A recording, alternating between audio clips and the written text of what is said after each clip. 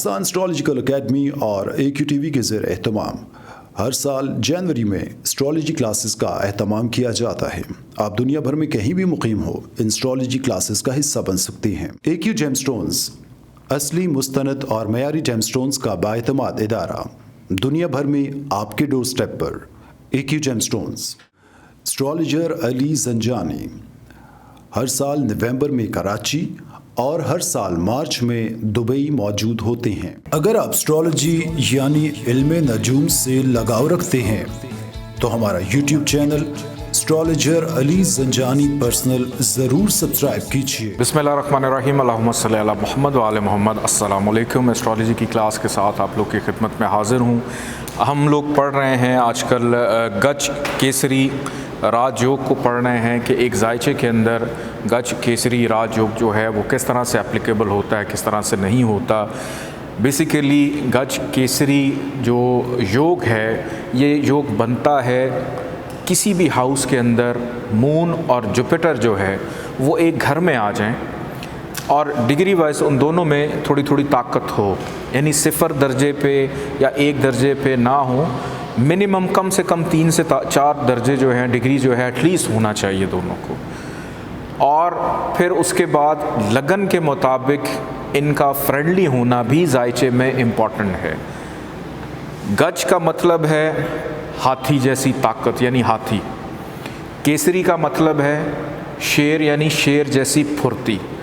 ये योग जिस भी जायचे में लगता है, जिस भी लगन के मुताबिक किसी जायचे में लगे या जिस हाउस में लगे, उसके अकॉर्डिंगली साहिब जायचा को, एक तो कोई भी योग हो वो उस आम जायचे को नॉर्मल से थोड़ा सा अबव ले जाता है और साहिब जायचा के अंदर वो ताकत, कुव्वत, एनर्जी, वो फुर्ती जिस हाउस में ये योग लगा है उसके अकॉर्डिंगली उसको पॉजिटिव बिहेव करने के लिए बेहतर कर देता है।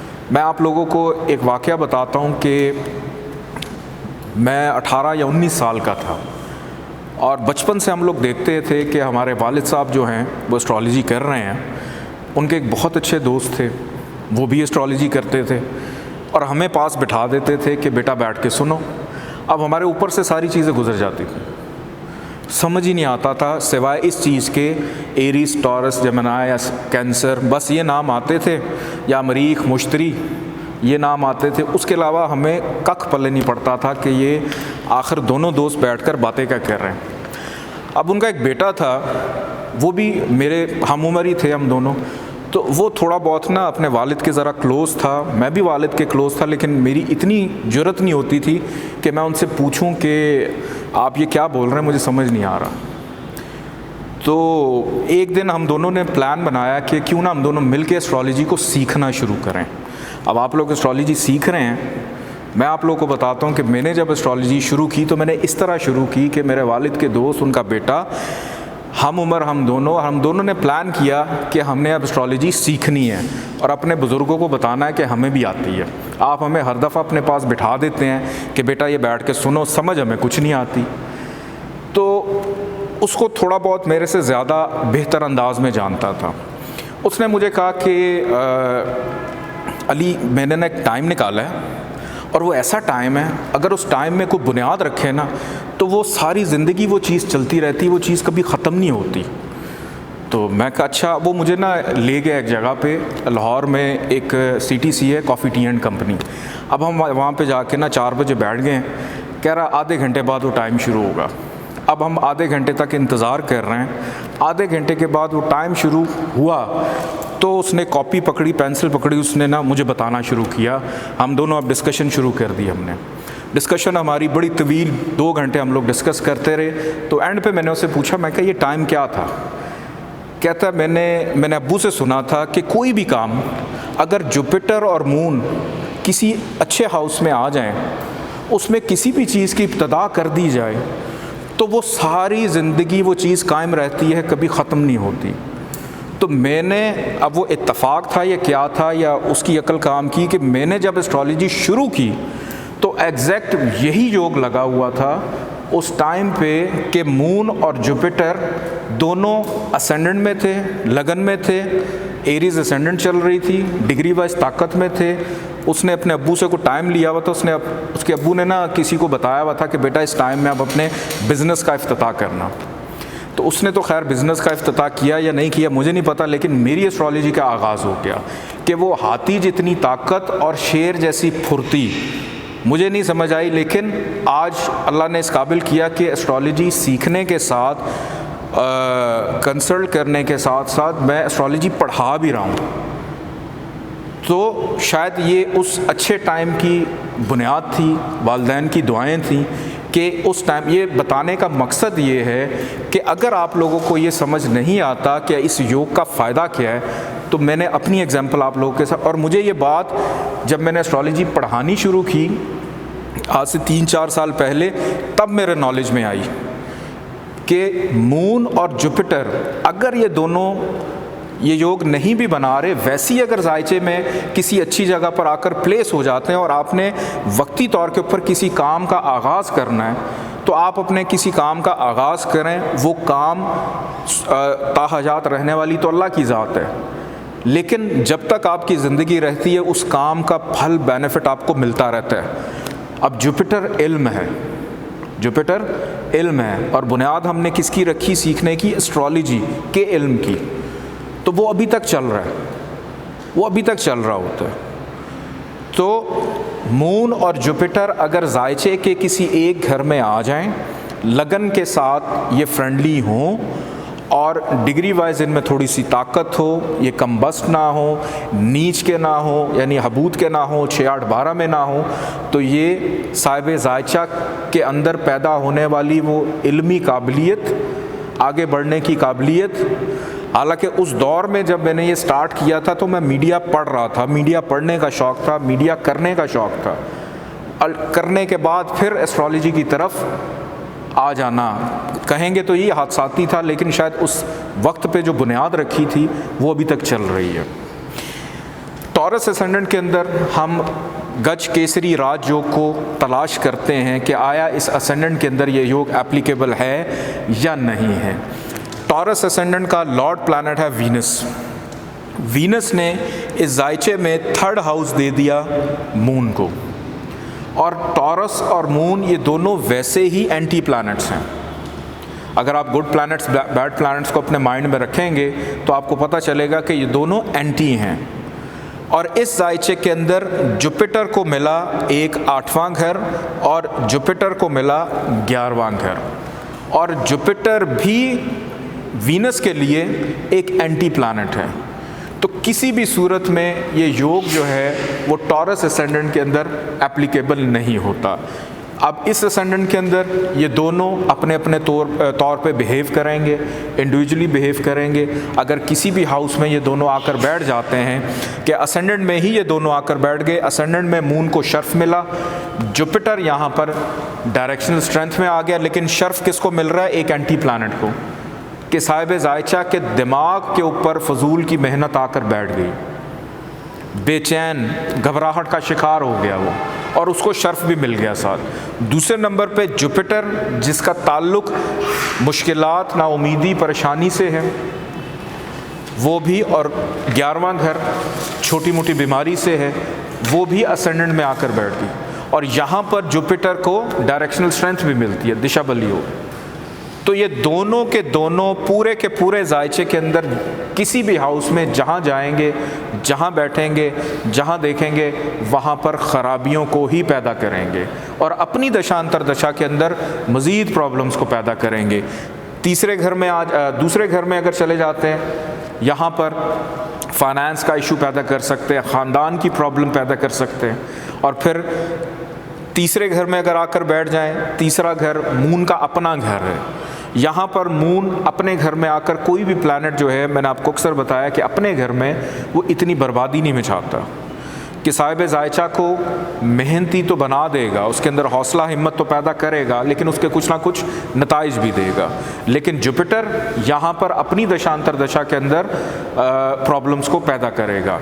ये दोनों के दोनों अगर आकर बैठ जाते हैं जायचे के चौथे घर में, अब चौथे घर में मून और जुपिटर अपने अपने ओन पे अपनी दशांतर दशा में अगर पहले मून की दशा चल रही है तो मून के अकॉर्डिंगली प्रॉब्लम्स आ रही हैं, क्या प्रॉब्लम आ रही, इसको थोड़ा सा समझना ज़रूरी है।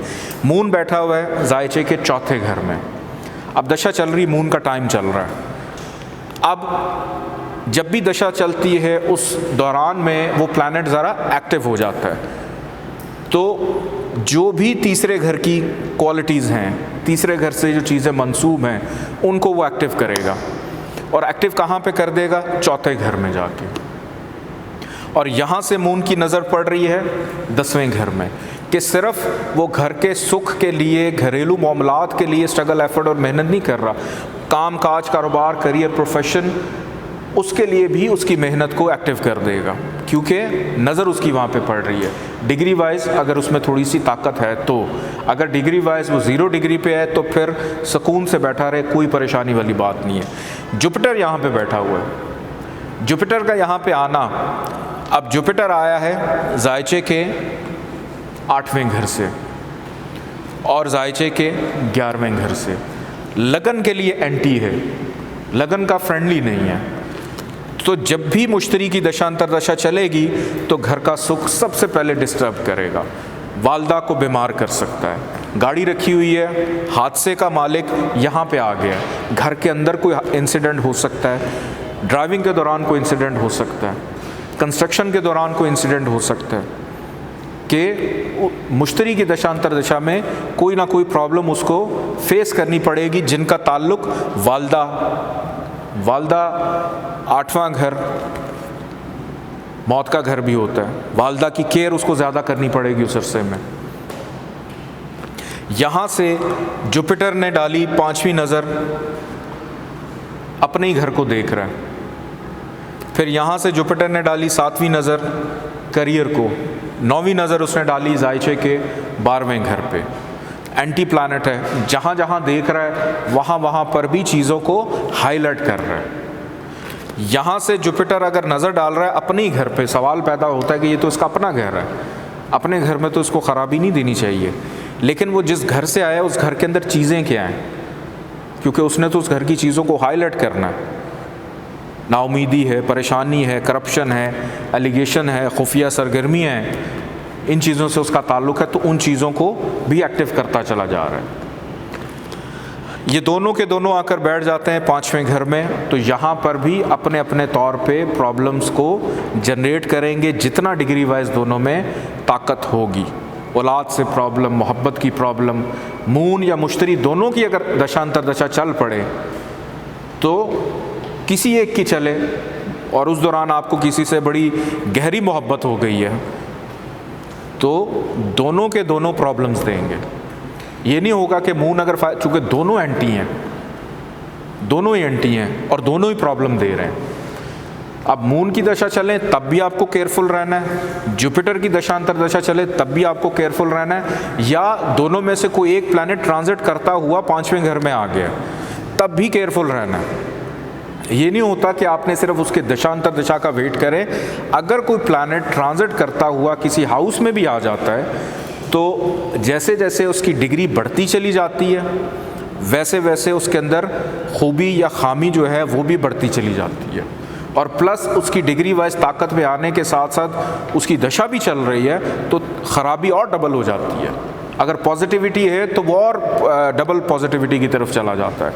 ये दोनों के दोनों आकर बैठ जाते हैं जायचे के 6ठे घर में। यहाँ पर मून जो है वो नहस कंसिडर किया जाएगा, लेकिन अगर लगन का मालिक वीनस अच्छा है तो यहाँ पर जुपिटर को विपरीत राजयोग मिलेगा, कि इस कंडीशन में जुपिटर पॉजिटिव हो जाएगा अगर विपरीत राजयोग है तो, अदरवाइज वो नेगेटिव बिहेव करेगा। ये दोनों आकर बैठ जाते हैं जायचे के 7वें घर में, तो यहाँ पर मून नीच का हो जाता है, यानी डिबिलिटेशन का, हबूत का, और जुपिटर उसके साथ अगर बैठा है तो जुपिटर भी एंटी है।